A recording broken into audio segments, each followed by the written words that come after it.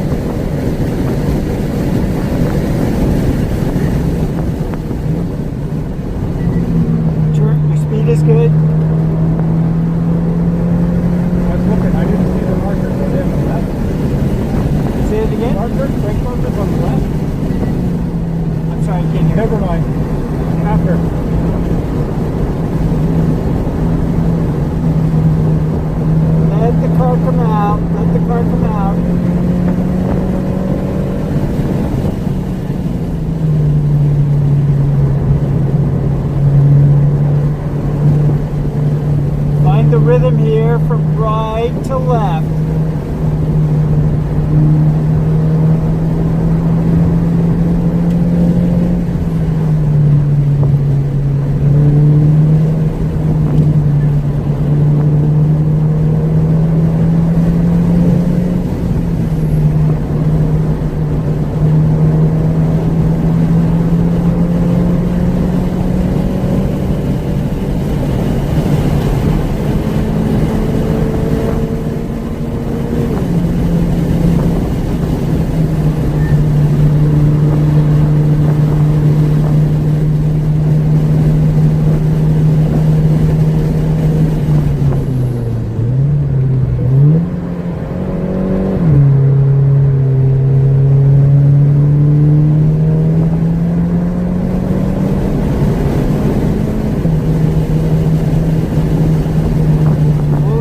Righted turn in.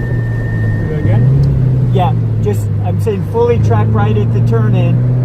We want to make sure we're at the edge of the track, back there and here at turn in.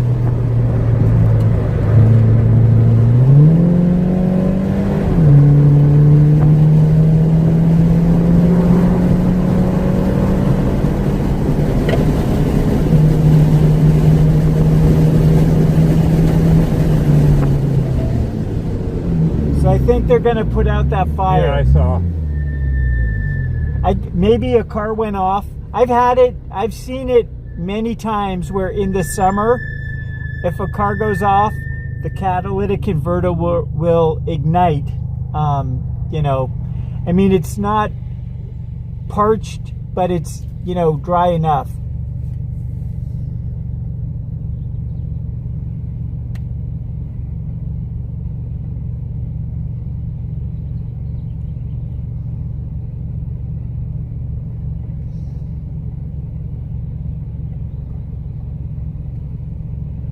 Gotta admit, not a fan of being this close to that hill. Yeah.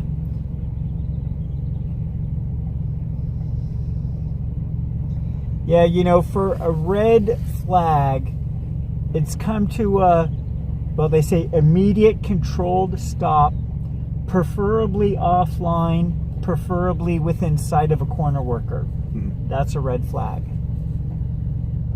You know, in all the excitement, I was already lined up for it, but I just remembered that Luke had said to be on the left. He wanted us on the left on red.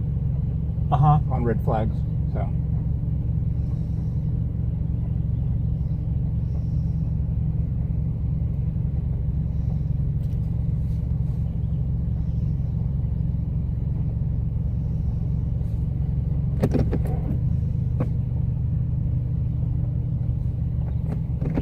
you know, you're driving the car with greater pace. Mm-hmm. You know,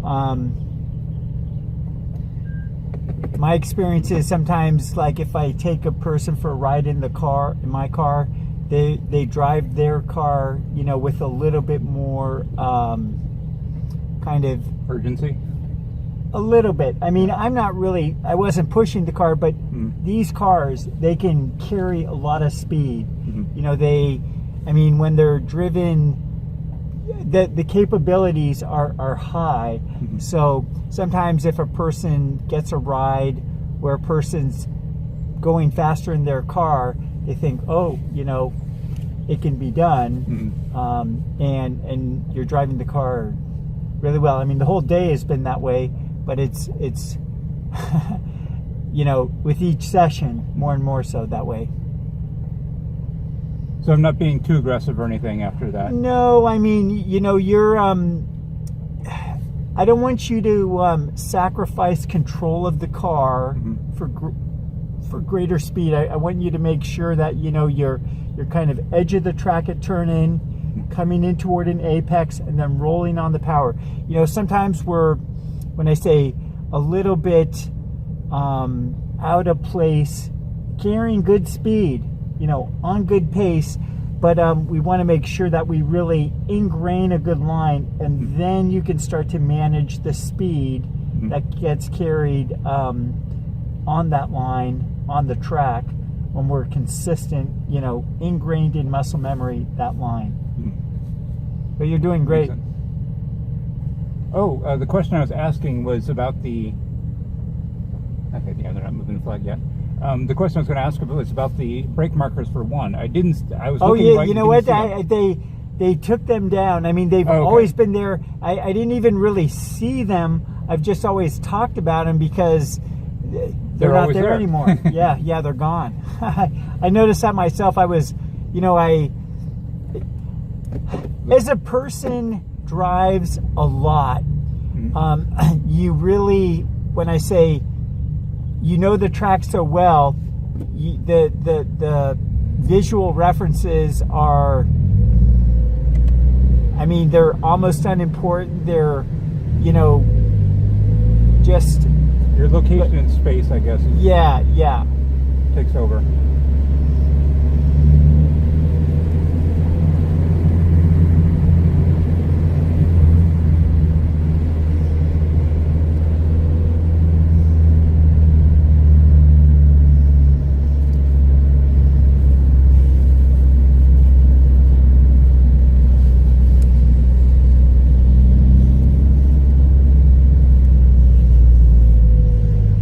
I say we just roll straight through because I think they'll release us. The session goes until.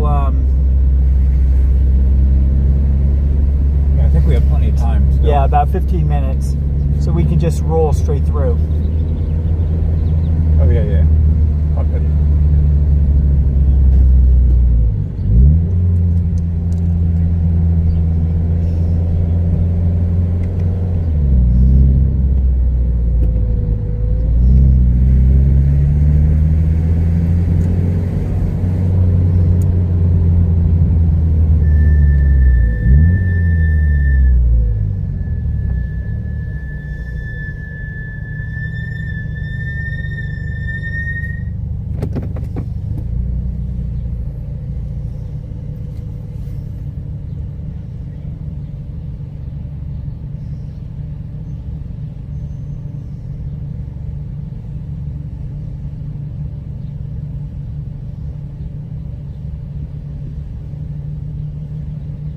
That was still lap 1, wasn't it?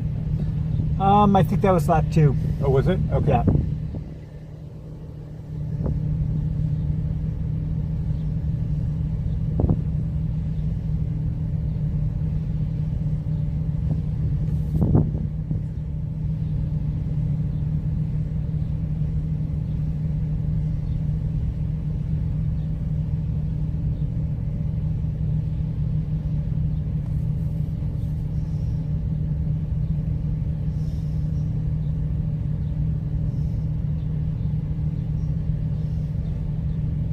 So I have a Cayman that I'm going to be taking up to the track in December, up to Laguna for those track days. Yeah. So I'm going to request an instructor for that one as well. Is it possible to request instructors, or? Yes. Okay, then I'll make sure I make a point to ask. Okay. You know, one thing I'll tell you, and I actually I used to have a Cayman S myself. It's a mid-engine car. You know, engine in the middle, the weight is centered. It's a sensitive, delicate, I'll say twitchy car. Now the car does exactly what it's supposed to do, but the polar moment of inertia is when I say it's tight as opposed to out there.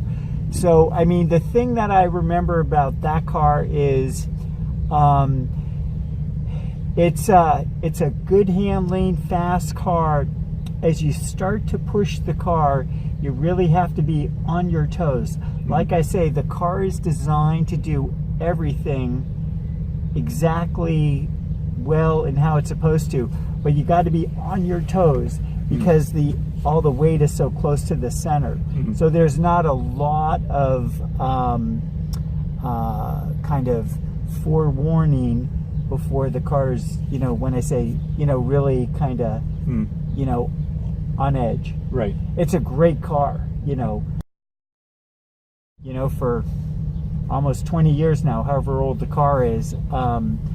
It's you know, a really good handling, fast car.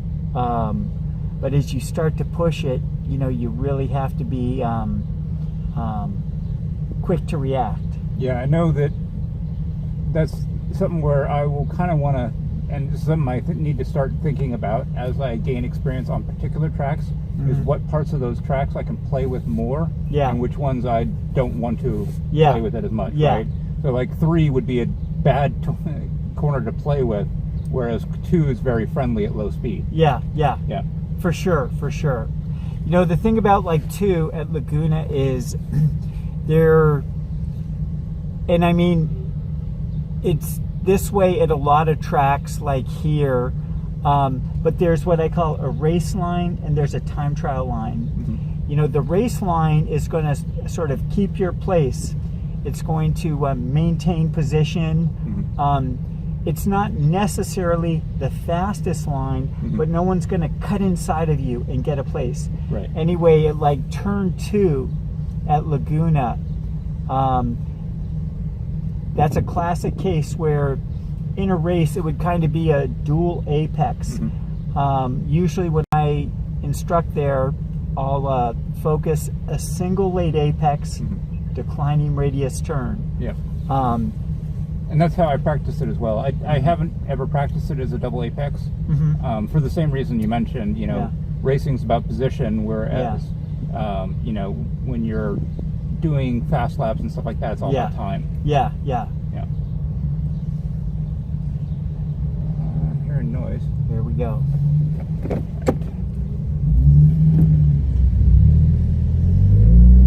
Looks like we have time for maybe 1.5 laps, maybe.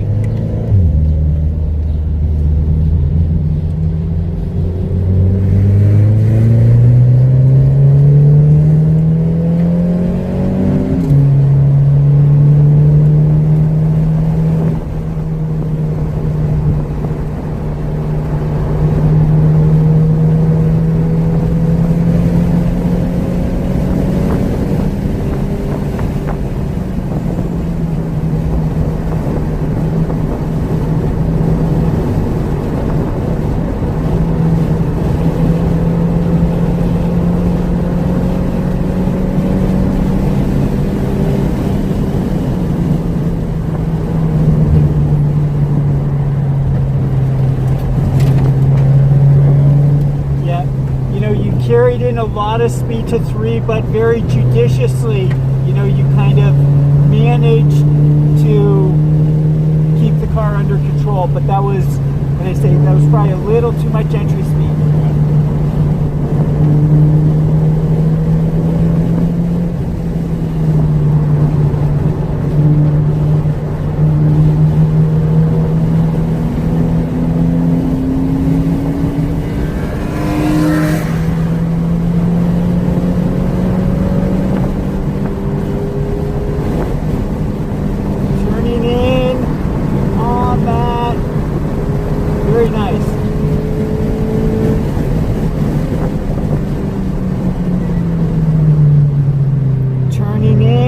on that apex, parallel and adjacent early.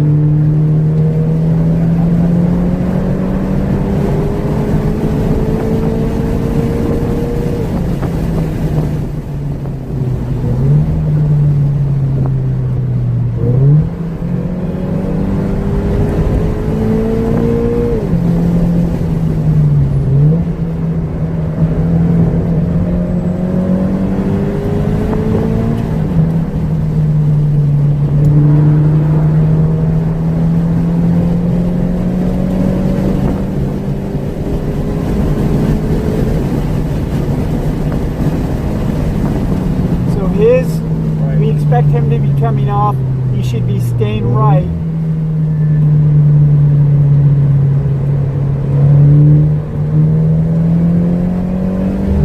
Cast your eyes up track, up track, up track.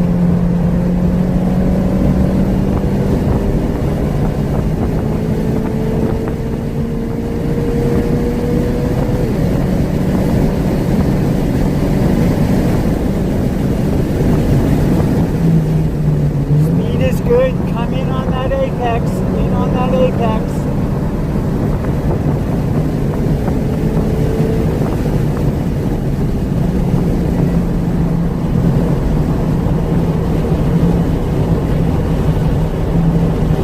Look at that track out area, feet in the grip, feet in the grip.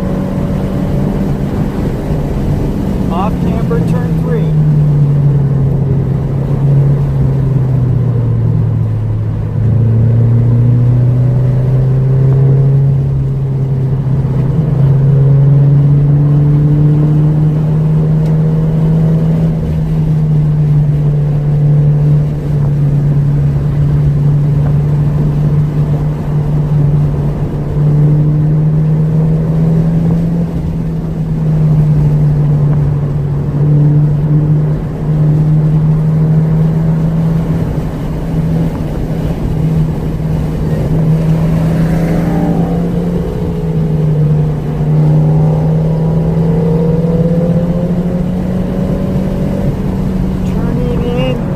Apex, look through the turn, eyes up track.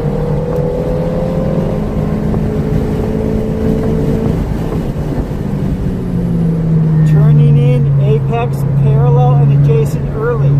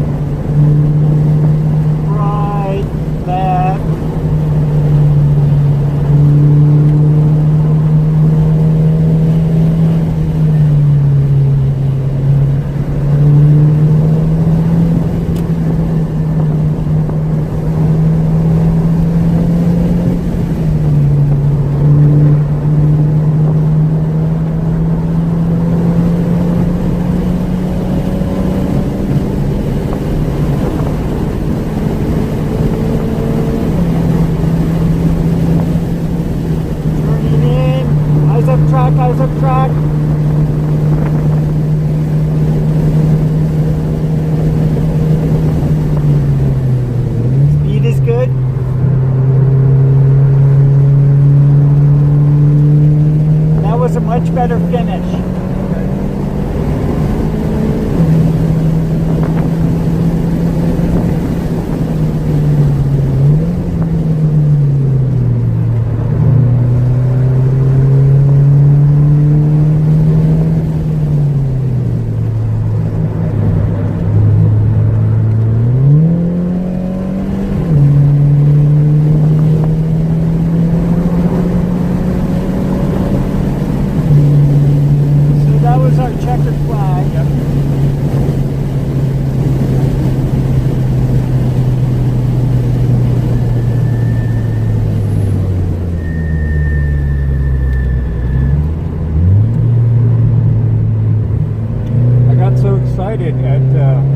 At turn 8 that I upshifted.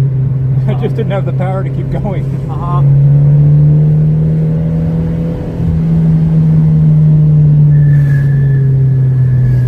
It felt better. It felt much better. Yeah. No, each session, I mean, I can tell a huge difference. You're really getting, when I say more confidence and feel for the car, and the seat time is, well, I think you have a good aptitude. I think you have a good skill. You come from a good place that way. And the seat time is really allowing you to improve with the car. Thank you, but I think your instruction has a lot to do with that as well. Well, thanks. That's nice to say. You know, usually if I say something, there's probably some good reason for it based on experience. And sometimes things don't immediately make sense or click. Mm-hmm. But I'll kind of say something like parallel and adjacent. And it kind of clicks at some point because it just the person is receptive and they're ripe for something that they've been hearing, and then all of a sudden it kind of clicks, how it's like, oh, now I kind of get it. I'm not crazy. This is my spot, right? No, I'm one over. That's what it is. Sorry, I saw blue chairs. I was trying to find my way without my dad as a marker. Yeah, the parallel and adjacent. I have to do something about that. That I got, but I think the part that I had been missing was the reference point. I think that was what was letting me down on those corners. A lot of times you'll hear people say, oh, you go over there and you look for the tower. You look and that's a way to do it. It's a obvious reference point. It's recognizable, understandable, but I mean, over the long haul, it's kind of a suboptimal line through that turn. So a person really wants to start to kind of turn in early, apex early, well before that cone, and finish parallel and adjacent. And if a person's there and that's a wider radius turn, you can be rolling on the power. The track totally unfolds your way. If a person sort of uses that tower, you don't have to do anything crazy, but the track's sort of coming in at you, rather than if a person's parallel, it unfolds perfectly. Yeah, the problem with using fixed landmarks is it assumes that you're starting off from the same position each time. And as laps change and stuff like that, and traffic changes, you may or may not be starting where you think you would be, which is going to adjust where you're going to end up if you're using a focal point in the distance. So I do like to try and find my way by markers close or adjacent to the track. That seems to, for me, to be more reliable. And after a while, when I say the track is what it is, and a person knows intuitively, almost without seeing it, how exactly it's going to be, but I mean, that's based on seat times and like a lot of laps. Yeah, I mean, I saw the way you were attacking 9, and that's great, but I don't feel comfortable. Yeah. Going over the hill blindly like that. Yeah. But this is a classic case where I've done this a lot. Yes, of course. This is what, when I say you come around to based on seat time. Yeah. If you drive that line 100 times, you know, you'll be conversant, familiar, and experienced on a good line. And then you can start to, when I say tweak, a lot of things. But I want to get you in the good habit on the good line, so you don't have to sort of adjust later. Yeah, because that's I think probably the most important thing for me right now is making sure that I'm online so that tomorrow I'm not picking up new bad habits. Yeah, for sure, Right. for sure. Yeah. Like I said, and I say this honestly, you know, in an unsolicited way, you're driving your car very well. You know, it seems to me for the amount of seat time you have, you know, you're good at this. You know, I mean, maybe you like it. Hopefully you like it. Hopefully you're going to come back. You want to come back. But I mean, you know, this is something you have good, you know, natural aptitude for, which is a nice thing. Yeah.